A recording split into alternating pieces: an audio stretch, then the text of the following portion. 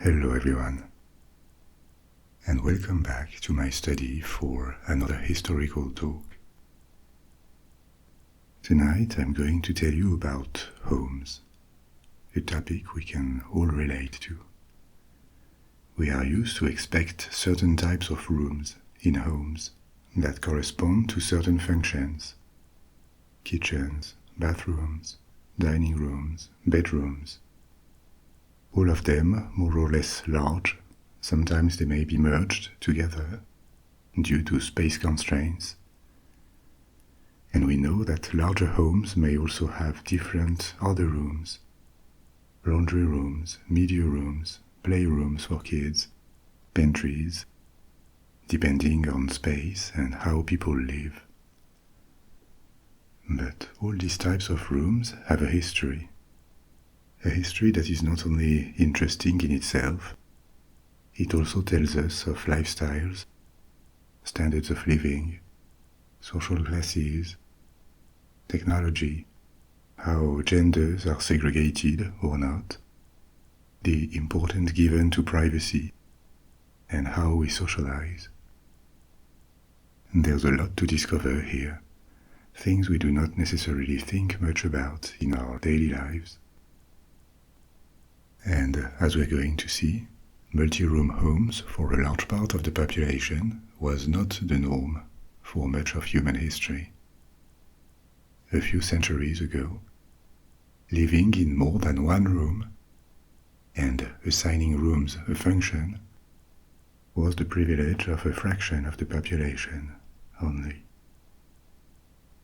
So we're going to explore how all these changes and continues to change since antiquity and across the world, even though for modern homes I will focus more on Western standards that you find, for example, in Europe and North America.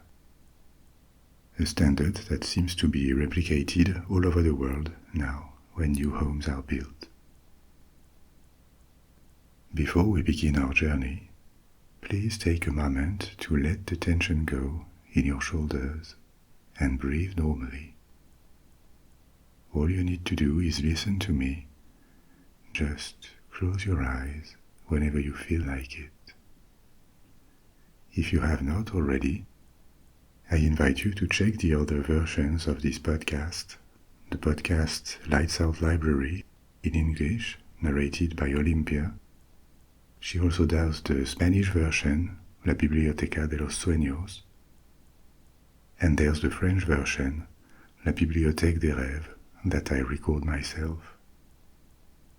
They all have dozens of episodes waiting for you. There are links in the description of this episode, and the first comment pinned under it.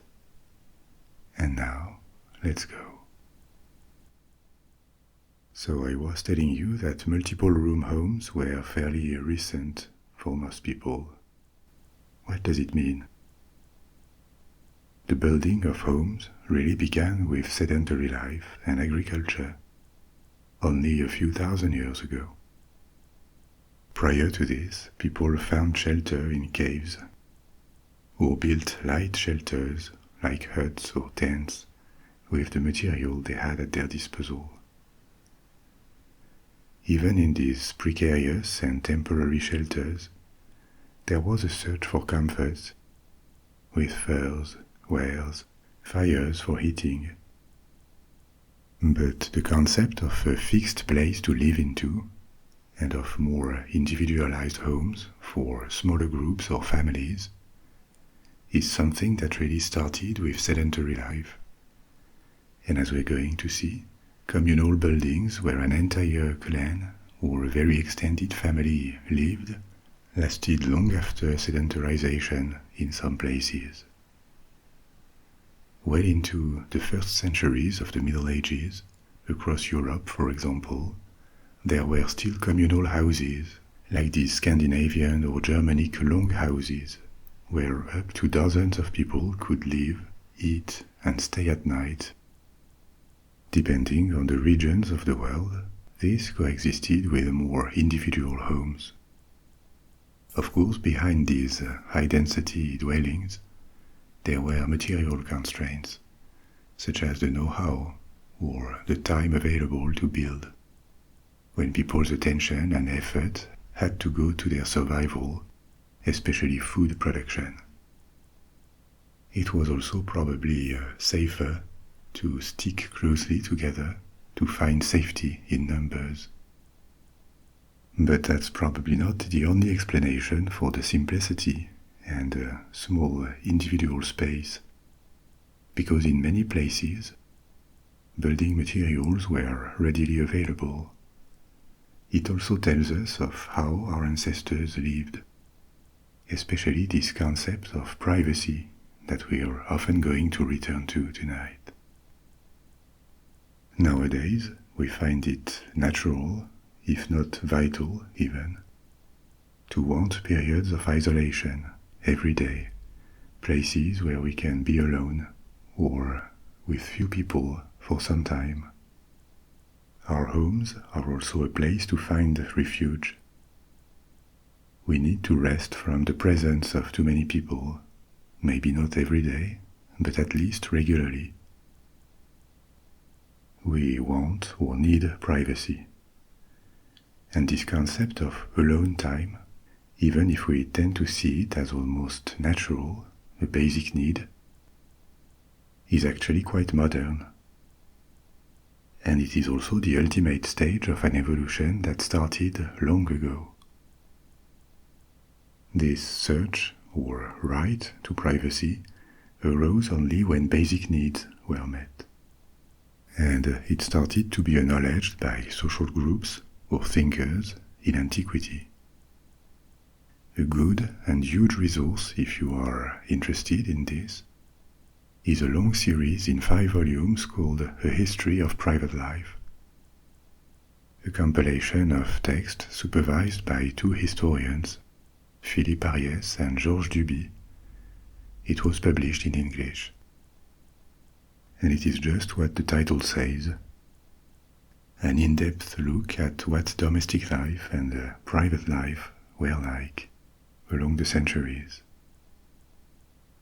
The earliest discussions of privacy that we know of took place in ancient Greece. For example, Aristotle introduced a distinction between 2 spheres of life. The public sphere, called polis, and the private one, the oikos, that he associated with domestic life. In the first millennium BC, this distinction spread around the Mediterranean, a distinction that seems almost obvious to us, but it had not been clearly verbalized before this period, as far as we know. It becomes also acknowledged in the Jewish tradition, and later in the Quran, where there are instructions like do not spy on others, or do not enter any houses except your own homes, unless you are sure of their occupants' consent. These descriptions and precepts formalized and protect a way of living that had already been adopted, the privatization of a space that became reserved to an individual or a family, where they could retreat from public life. This evolution took place spontaneously in various parts of the world, and it seems it appeared when human groups became larger, and maybe it became impossible to trust everyone in a village or a town. One had to start living close to strangers, not aliens, but people one could not know and maybe trust as much as in the past in smaller, close-knit groups. That's a big topic, this right to privacy. When we think of history, we tend to focus on events, on politics, on techniques, on discoveries or conflicts that shaped the world. And it's obviously very important, but if you think about it, in our daily lives, we spend way more time thinking about our domestic life, the people around us, our homes, all the small projects and goals related to this. we don't spend much of our daily time thinking about the evolution of our civilization, right? And it was not different for our ancestors. Domestic life was at the center of their preoccupations. They lived in a personal world, and as much as we do today, they had to navigate the frontier between the public and private spheres. What is allowed in the public eye and hidden from it. Up to what point can the public prescribe what we are allowed to do in the privacy of our homes? How much of our private life are we allowed, or should we, expose to the public? How political is privacy? There are plenty of questions here about this frontier between the public and the private. There is a tension and no easy answers because plenty of factors are at play, legal, moral, and generally these questions call for nuanced answers. For example, even defenders of a very extended right to privacy will agree that it should not be possible to develop hazardous activities inside a home, like producing explosives that could blow up the neighborhood, or keeping wild animals with no control at all. Law enforcement must be allowed to enter homes with the appropriate legal safeguards. And on the other hand, defenders of transparency, people who believe private activities are political or should be scrutinized and as such should always be exposed to scrutiny, admit that the right to alone time and intimacy has to exist. It is part of a constant debate on the limits of the private and the public, an ongoing debate in all societies that changes with lifestyles, morality, or what technology allows. But returning to homes, they may be refugees, but you see that they are also on this front line of the public and the private. And that's a good angle to look at their evolution. Not the only one, of course. There are also plenty of practical constraints, such as the resources and the space available, which obviously also matter. So, in antiquity appeared the first multi-room homes, in early civilizations, but only for the elite or at most the small middle class of artisans or traders that these first urban societies generated. Even though larger homes existed, we have to remember that for 90 to 95% of the population, life was in the countryside, in villages or hamlets, not in cities, and people were food producers, essentially, full-time or part-time, living with very few possessions and in very simple homes. Urban archaeology can be a bit misleading here, because it invites us to focus on cities with solid stone buildings. But this is not where the average person lived.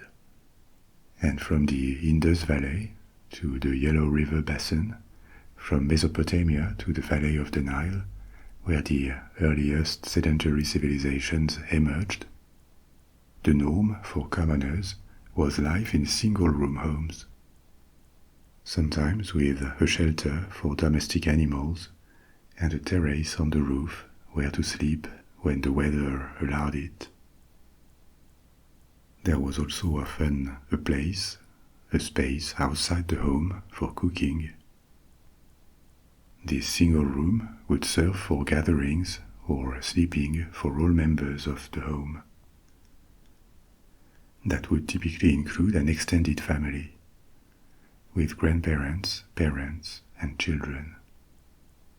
For the more affluent people who lived in towns or cities, or estates with a relatively large plot of land that belonged to them, larger houses appeared that were often organized around a courtyard. This model, with variations, appeared from China to Egypt, also in Mesopotamia. The house would form a square with 3 or 4 sides, and around the central courtyard there would be rooms, all communicating with the courtyard. These rooms would have precise functions: kitchens and storage rooms, a reception room, and bedrooms or sleeping cubicles in which an extended family and their domesticity would live. Still a rather communal lifestyle, since every move could possibly be seen. But there was the possibility for people to isolate themselves, and a distinction between private and public or communal rooms within the home.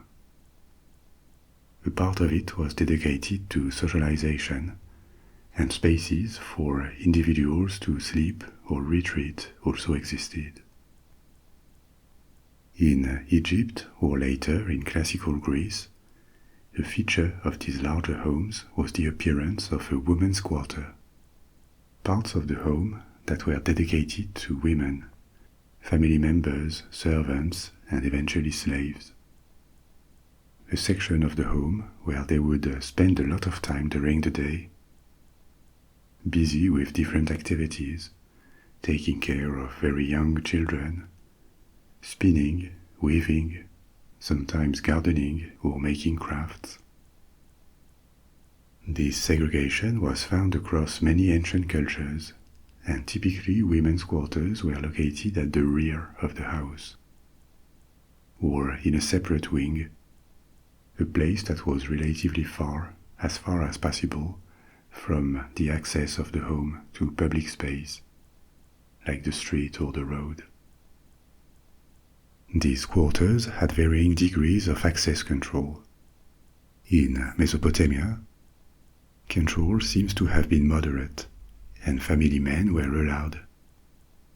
In Egypt and ancient Crete, under the Minoan civilization too, women's quarters were probably close to what we call a family room today, a kind of casual living room for daytime activities of different kinds, where the family could come and go, but this place was generally occupied by women during the day. In larger Minoan houses, so in Crete, the women's quarters would typically be placed on an upper floor, here again farther from the public. There was a much more obvious segregation in Greece. In classical Greece, where women's quarters would always be places at the rear or the upper floors of a home, and where the quarters were systematically invisible to the public and even locked. This sector had a name, the Ginaikeion, and it was located opposite to the men's dining room, the andron, where men could eat separately from women and receive guests. Greece had this practice of strongly segregating genders, keeping women inside the home, and affirming that their function had to be purely domestic. That reflects a very patriarchal organization of society, in which only men, and not all of them, only citizens or free men, could participate in public life. Now remember that we are speaking of relatively affluent families here. For ordinary people, the bulk of the population actually, it was still everyone in the same room, women and men alike, working inside or outside the home during the day. So this very strict segregation was the reality of a relatively small social elite. This practice of segregation still existed, but in a more relaxed manner, in Roman homes. But over time, it tended to disappear. In the 2nd century AD, for example, women in affluent families would typically dine with men, or attend games outside the home. It was socially acceptable. And in broader terms, this reflected the increase in rights and freedoms granted to women in Roman society with the passing of time. That was still very far from gender equality, don't get me wrong, but the strict obligation for women to live indoors and away from the public eye was increasingly lifted. This more relaxed attitude did not last, though, around the Mediterranean, because in the Eastern Roman Empire, in Byzantium, that had a more Greek-influenced culture, and also in early Islamic homes from the 7th century, a stricter segregation was prescribed. Here again, for the upper middle to upper classes. Women would typically be confined to a specific wing of the home for their daily activities. They would have to be systematically veiled to exit these quarters and also under protection. This was taken very seriously, and in noble or royal houses, the women's quarters would be placed under the surveillance of eunuchs to ensure there would be no foul play. Now this was true of the Byzantine and the early Islamic world. In the Eastern Mediterranean, actually perpetuating a segregation that already existed since at least the first millennium BC. But in the Western Mediterranean and Western Europe, the trend was opposite, and segregation of genders decreased and almost disappeared. First because it was the trend in the Western Roman Empire, and it went on. And second, because of Christianization. Christianity emphasized and promoted the existence of the marital bedroom, or if there is not even space to have a separate bedroom, the marital bed. This practice for husband and wife to sleep in the same room and in the same bed was not the go-to practice in antiquity. Poor couples certainly did out of necessity, because the entire family stayed in the same room anyway. But in wealthier or aristocratic or royal houses, the norm was to have separate apartments for men and women, and the spouses would visit each other in their respective bedrooms at night. So, the decline in gender segregation in Europe and in general in European Christianity reflects a change in lifestyle, but only for a part. The nascent search or opportunity for privacy in homes that had appeared in the previous centuries also suffered a huge setback in Europe in medieval times, in the first centuries that followed the fall of the Western Roman Empire, due to the general impoverishment.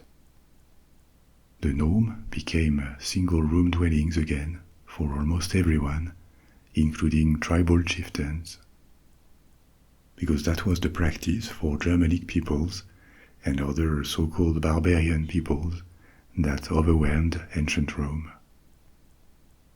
In this period, the new norm across northern and western Europe becomes halls or longhouses, with a single large room shared by several families, their servants and animals. Typically there was a fire near the center, no windows, and so the smoke went out through a hole in the roof that was really very basic, and the inside was certainly dark and probably filled with smoke. In that type of dwellings, privacy was almost non-existent. There could have been a few separations with curtains or screens, but they were minimal.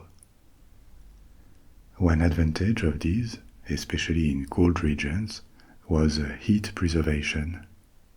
Farm animals and people sharing a small space with a fire. This helped heat up the place. So during the Middle Ages, the concept of specialized rooms almost disappeared at first, and was reintroduced slowly. and to begin with, only for the nobility in castles. For the entirety of the medieval period, the norm for commoners was the single-room home, built with local materials, wood, stone, brick, adobe, plus straw or planks for the roofs, and the whole family lived together. But a significant change coming with Christianization and the beginning of a rebuilding of the economy was that communal houses like the longhouse were abandoned and replaced with family houses. The family, an extended family, but still a smaller group, became the relevant social unit in Christian Europe. And the spouses would now sleep in the same bed. As the medieval period advanced, closed beds appeared, with wooden walls and a curtain, or sometimes even wooden doors, like a kind of closet, where spouses could find a bit more privacy at night, and that also had the advantage of keeping warmth a little better. These closed beds could be seen as a kind of proto-bedroom, but actual bedrooms would not appear before several centuries still. In aristocratic homes, in castles and medieval manors, privacy was being slowly reintroduced, at first only for lords. One of the first private spaces to re-emerge was the solar, a room that was designed as the family's private living and sleeping quarters. Still a single room for several people, but that showed the reintroduction of a private space where the masters of the house could separate themselves from the public that came and went. In castles, this quarter could be called the Lord's and Ladies' Chamber or the Great Chamber. In a typical manor house or a big house, for a lord, the ground floor would typically be a public space, not in the sense that anyone could go in, but because all members of the household, employees, tenants, servants, the lord's family itself, all of these people would regularly gather and eat there. This space was known as the Great Hall. So everyone gathered in the same large room, but there were codes too. People of highest status, like the lord and his wife, together with distinguished guests, would sit or stand at the end of the room, opposite the doors, often on a raised platform, and those of lesser status would be seated further down the hall. So this great hall would be at the same time a living and dining room, and an entrance to the house, because it gave directly onto the outside. And for servants, it would turn into a bedroom at night. But the masters would find more privacy in their quarters upstairs, the solar, which was typically smaller than the great hall and included a fireplace and often decorative woodwork or tapestries to make it more welcoming, cozier.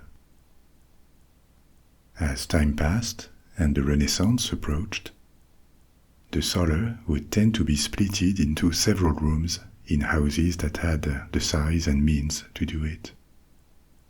In castles, too, where there was more space, the solar morphed into apartments, with smaller rooms and a proper bedroom separated from a kind of living room or reception room, the ancestor of what would later be known as a parlor. But we will return to this in a minute. Another important room is the kitchen, but it is often kept separate to minimize risks of fire. And another characteristic of these houses is the absence of corridors. The corridor that distributes rooms is a modern invention. Until a few centuries ago, rooms were placed one after the other, in line. And you had to cross each one to reach the one at the end. Here again, limited privacy. Because now that we are approaching the 16th century, the early modern period, the time of very basic homes, when only a small elite would have had several rooms, was nearing its end.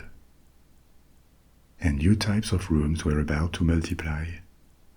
Together with the search for privacy, the return of a degree of gender segregation, huge changes in interior design and architecture, parlors, living rooms, bathrooms, smoking rooms, dining rooms, and more. There are lots of things to say about the period that goes from the 16th to the 19th century. In the 16th and 17th centuries, general wealth rises in some European countries, especially in Spain, in Italy, in France, in Germany, England, the Netherlands, thanks to international trade and technical innovations that boost production. For most people it is barely perceptible. Life in the countryside will not be modified by this. But pockets of wealth appear in these countries.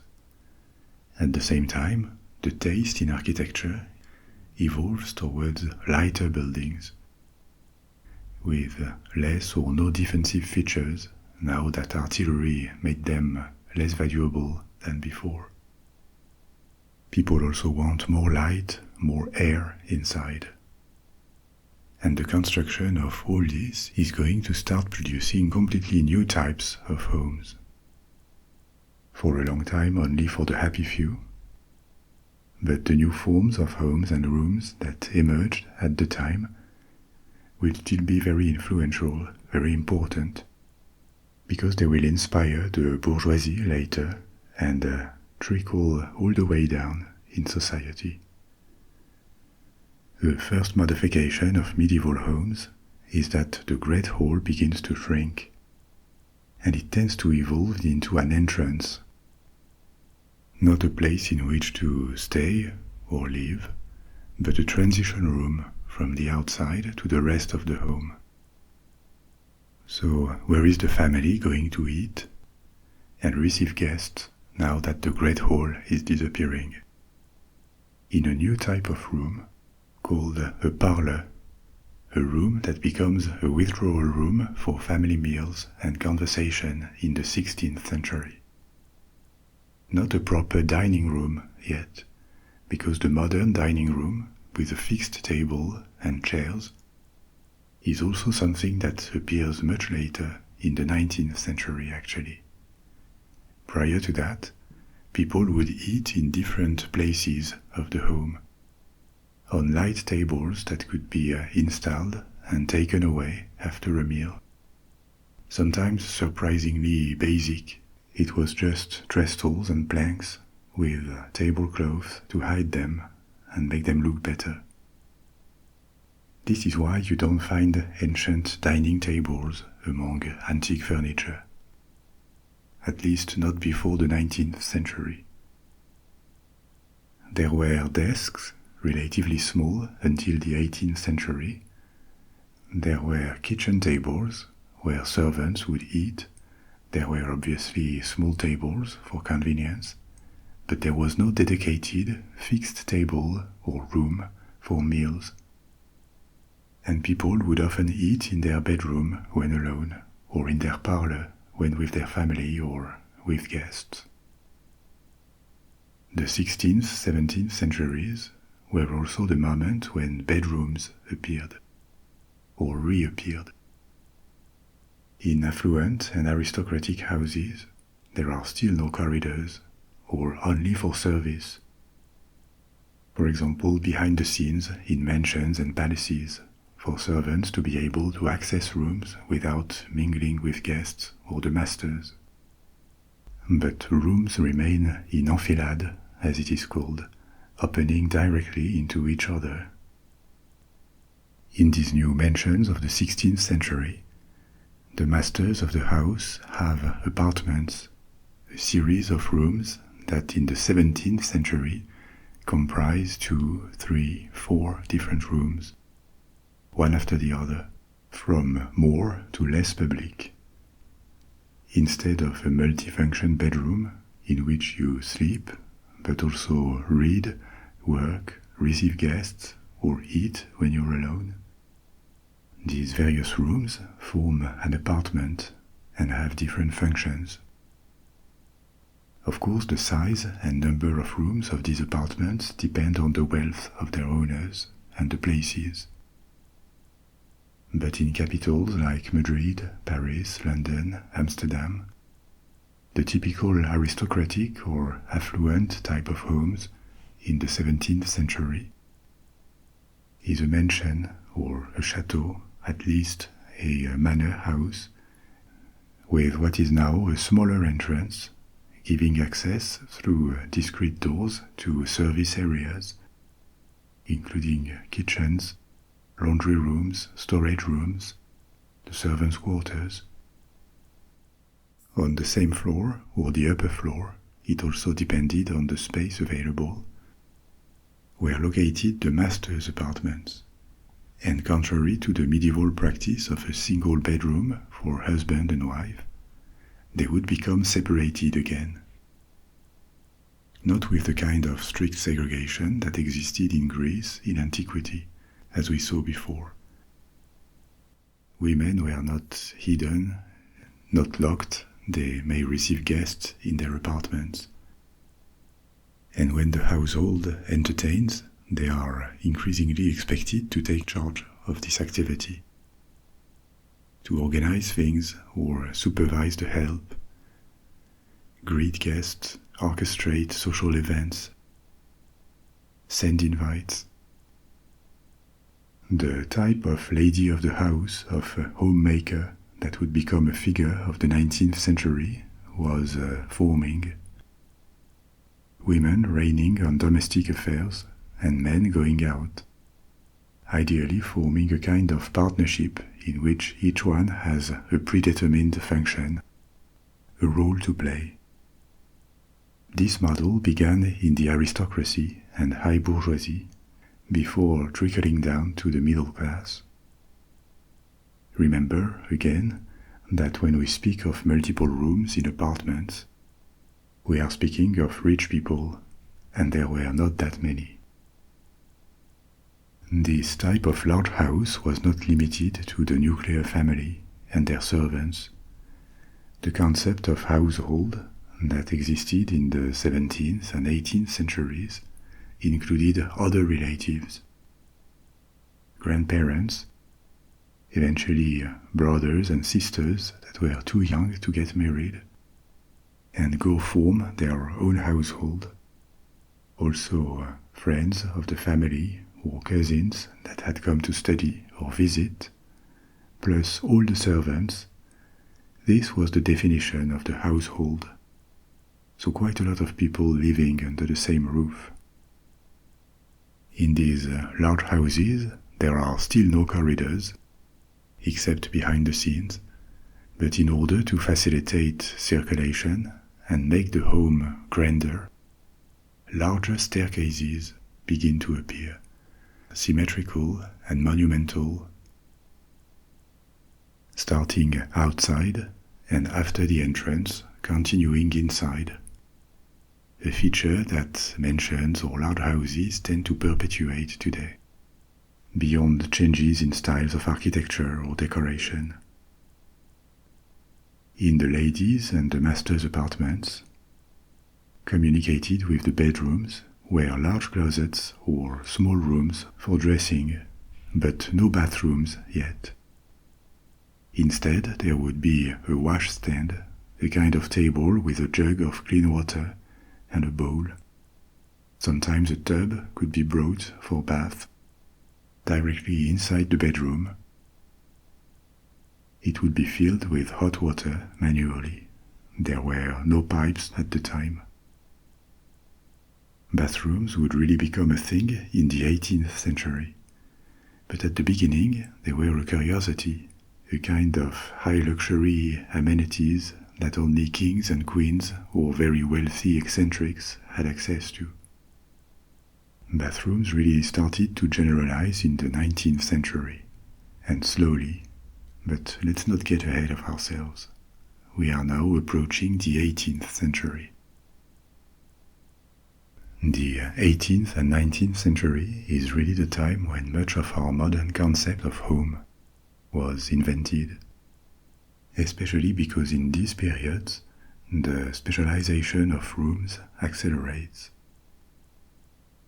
Rooms now fall into two well-defined categories that had been emerging again since the 16th century. The private ones, like bedrooms, rooms in which to retreat, that for women could be called a boudoir, and for men could be a study or a library. These were rooms strongly associated with one gender. They could be used to receive a guest, but being invited in a room like this was a kind of privilege, a sign of closeness, of friendship with the host. And then there would be public rooms, still only accessible to family members and guests, but rooms dedicated to socialization. In the 18th and 19th century, socialization in higher classes booms. It becomes a pastime. It is also necessary to conduct business or constantly reaffirm one's status and belonging to society. So aristocrats and bourgeois alike have intense social lives. They constantly host or are invited several times a week. And first, when you entertain, you make people eat, and the dining room appears. A separate room that can fit a large table and leaves room for servants to do their work around the guests. Since this room is dedicated to hosting dinners, and hosting is a status activity for a part, on top of being entertaining, the dining room gets a very careful decoration, and so does the table. In the 18th century, and it goes on in the 19th century, the industry of tableware, especially high-end tableware, also goes through a boom. It evolves from being a royal or at least very exclusive preoccupation to something more widespread in the still small but growing group of affluent households. After dinner, men and women will typically separate, and men may go to a smoking room or a library, whereas women go to the parlor in the US or in the UK to a drawing room. In this period, in the 19th century, these are synonyms. It was also called a salon in France, a room that is exclusively dedicated to receiving guests. So it is not a living room. It is entirely dedicated to receiving and showing guests what the household is about, its wealth, its good taste, its culture. First, because having a parlor is a sign of status in the first place, and second, because it is the best, or at least the most opulent room of the house. Etymologically, the parlor was initially something else entirely. It was a place in monasteries where monks and nuns could talk. There was an outer parlor, a room to discuss with visitors from the outside, and sometimes an inner parlor for conversation between themselves in monasteries that followed strict rules about silence. From this function of a place where to speak, the meaning of the word evolved and came to name this reception room in private houses. Here again, even more than in the dining room, the parlor receives a very intentional decoration. The best art pieces of the home, the best furniture, the carpets, curiosities here and there, precious clocks, chandeliers. That's the room for this. And here too, an industry of home decor, mirrors, clocks, lamps, chairs, fireplace frames, vases or other decorative objects, even the printing industry. Editors launched luxury editions of books with leather and gold leaf, so they could be exposed in parlors. So an entire industry prospers in the 19th century around the multiplication of parlors in bourgeois homes, from small to a very high bourgeoisie. A lot of the 19th century stuff that you find in antique shops today, from Europe to America, like these pieces of furniture and all these decorative elements that copy or get inspiration from styles of the previous centuries, a lot of it was manufactured in the 19th century to furnish parlors. There was also a production of books, globes, desks, bars for the smoking rooms and libraries where men would go after a dinner party. So here you see the return of roles based on genders, with men and women having dinner together, then separating for a little while, because it is assumed there are also topics of interest that are not the same. Men would typically talk business or politics together, for example. And after that, they would gather again, when men would move to the parlor to be reunited with their spouses and stay a little longer before the end of the reception. That type of evening appeared in the 19th century. But parlors and salons existed before. In the 18th century, there were also rooms in large cities where ladies of the house would receive during the afternoons. And people could pay a visit, come and go. It was common knowledge that this particular day of the week, this lady would receive at home between certain hours. And her friends and acquaintances were welcome to go and stay for a few minutes or a few hours. These gatherings became important events during the period of the Enlightenment, especially in Paris. For aspiring writers, philosophers, poets, appearing in these circles and showing that they excelled at the art of conversation, or reading some of their work, could determine the rest of their career. Actually, in the good society, young men and women were also taught the art of conversation, of organizing, of participating or driving in a pleasant but also polite and entertaining manner a conversation, because that would be a crucial social skill for them. But if we take a bit of distance with all this, you see that in the 18th and 19th centuries, every room now falls into one category: private rooms and reception rooms. And that also tells us something about society and the way people lived, beyond the details about the names of rooms or what happened in them. As time passes, the separation between private and public spheres, the aspiration to privacy, only grows, and this goes hand in hand with the evolution of society and philosophical discourse. An important author here from the 17th century, but he remains important to understand the Enlightenment period in the 18th century, is John Locke, the English philosopher. He didn't use the word privacy in the way we do today, but he affirmed the concept of personal privacy, a right to autonomy and personal life, that he saw as tied to liberty and property.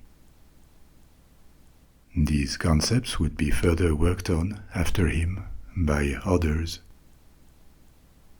In the history of ideas, what matters here is the growing affirmation that individuals have a natural right to liberty, a liberty that can even become limitless in their private sphere as long as they don't hurt others. This conception of liberty and individual autonomy are among the main features of the Age of Enlightenment. That's a concept that sounds rather familiar and uncontroversial today for anyone born in a Western-style democracy. But in the 18th century, this kind of statement was controversial.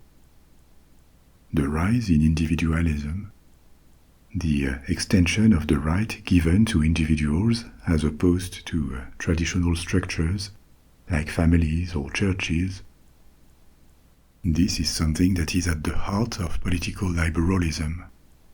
I mean liberalism in the sense of the political doctrine, not the modern American sense that means more left-wing or left of center. So the doctrine of political liberalism, that is to say the affirmation of individual rights, a limited government that works for people and not the other way around, the rule of law, consent of the governed, with a state that has checks and balances, and these principles that have triumphed since then were revolutionary at the time. And I am mentioning all this, even though it sounds really far from the topic of domestic life, because it is not far. The growing separation between private and public spheres, the right and the possibility for people to retreat out of the public eye and live however they want in the intimacy of their home. These were actually reflections of a very deep and significant shift in the way people lived and saw their lives. And this was still relatively new in the 18th century, especially for less affluent classes that lived in small houses with a single room that made the right to privacy hard to enjoy. In a sense, the history of domestic life in the 19th and 20th century can be seen as the diffusion of this right to privacy deeper and deeper into society. To the point that today, in rich countries, most families, even relatively poor families, have at least two spaces in their home. One that is more public for every family member, for gathering and reception of guests, and one that is more private, bedrooms mostly. It is not always possible to have these two spaces, but it is kind of an universal aspiration.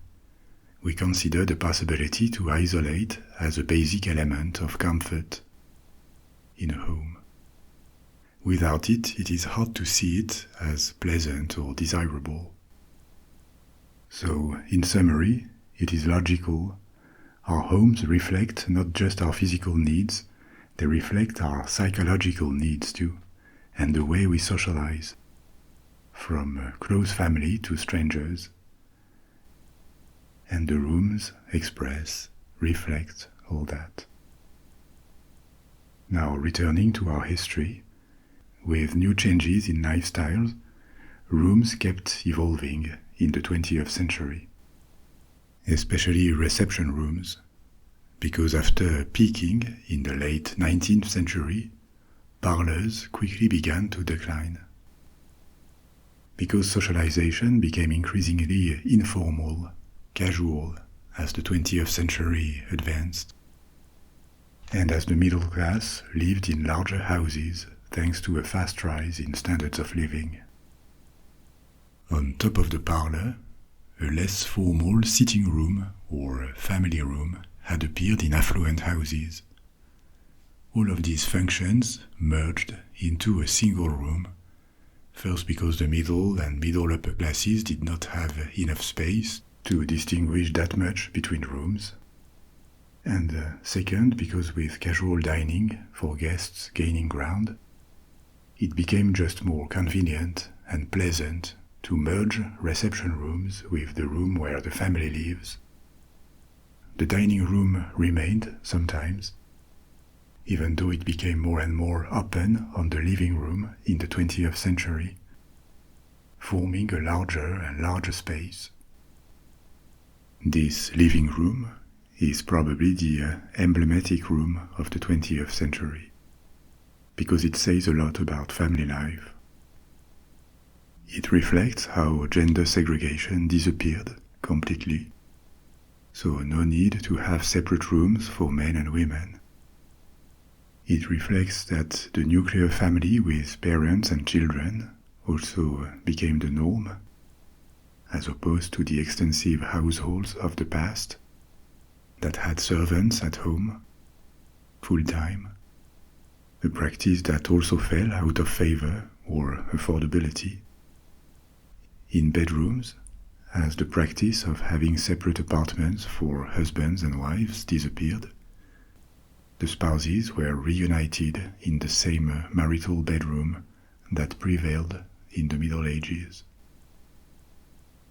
A trend in some countries in recent years, I think about the US in particular, has been toward the extension of this family room, always larger and larger, to the point that the kitchen was opened on it, and new homes tended to have a huge central space, an open space to which everything was connected, except bathrooms and bedrooms, creating a spacious and well-lighted open space where the whole family can spend time during the day and at night. Now, privacy remains always a good key to understand homes and their problems. This open model may sound appealing, and it certainly works for certain families, but it can also be annoying when people work at home.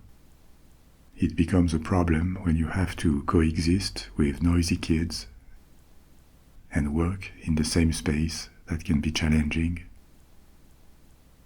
So maybe a feature of new homes in the next generation or two will be the reintroduction of closed, comfortable and convenient office spaces, because that's how we want to work and live.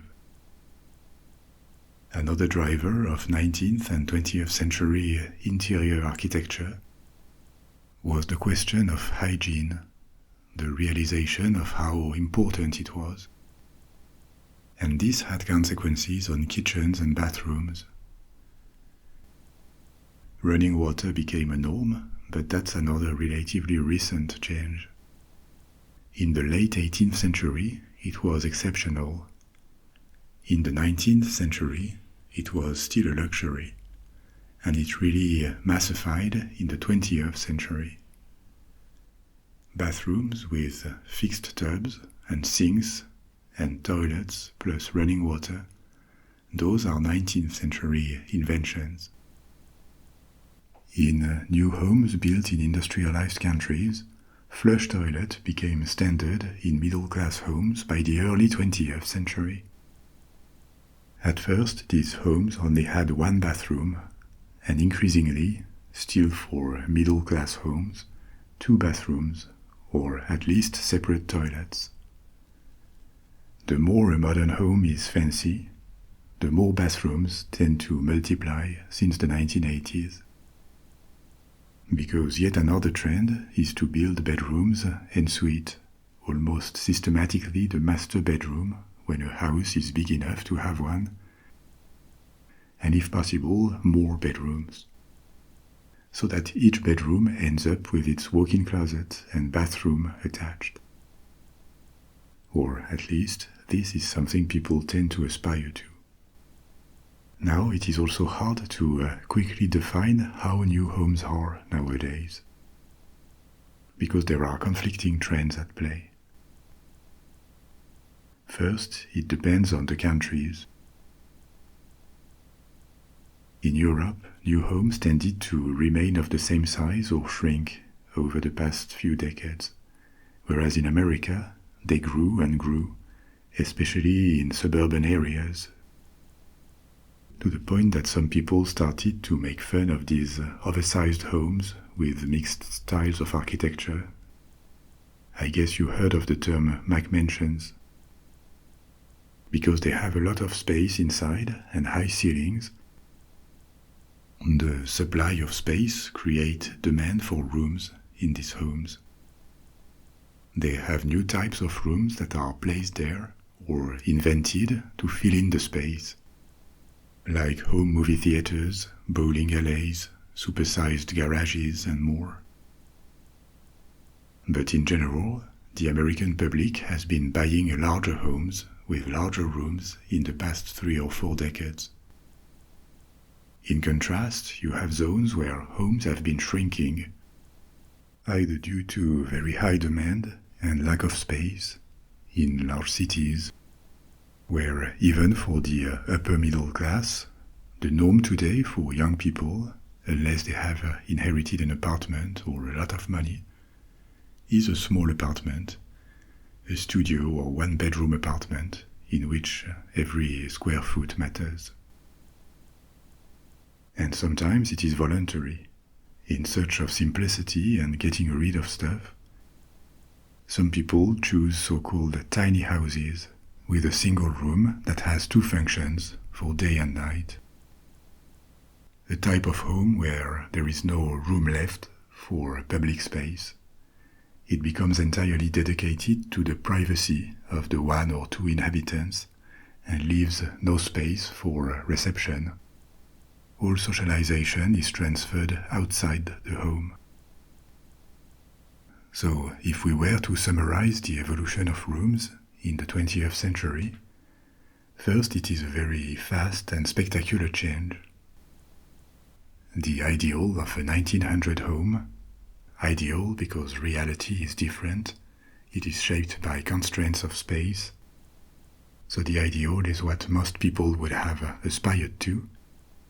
This ideal of 1900 would have been a home with still a good number of servants, a strict separation of rooms between public and private rooms, based on gender, even though it was already beginning to recede, and highly specialized rooms separated by walls.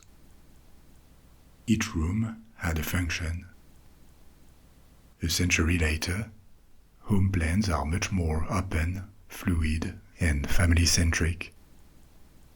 Less people live in the home because there are no servants anymore, no grandparents generally, and less children.